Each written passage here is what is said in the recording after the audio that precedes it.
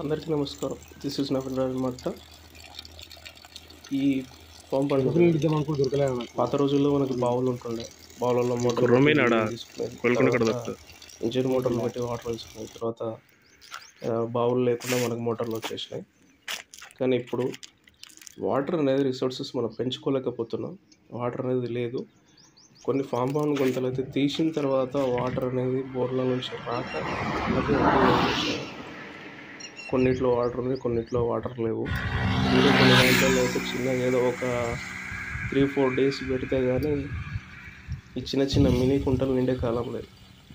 అంటే water resources అనేది మనం పెంచుకోకపోతే చూడండి ఎంత బోర్ అనేది ఎంత సన్నగా వస్తుందో. ఇంత బాగానే తీసిండు, తర్వాత అంతా బాగానే ఉంది, కానీ వాటర్ ఇక్కడ మాత్రం ఇది చాలా పెద్ద రైతు. ఇది రైతుకు ఆర్థిక స్తోమత ఉంది కాబట్టి పెద్దగా గుంత తీసుకున్నాడు, దాన్ని ఒక కమర్షియల్ వైజ్గా చేశాడు.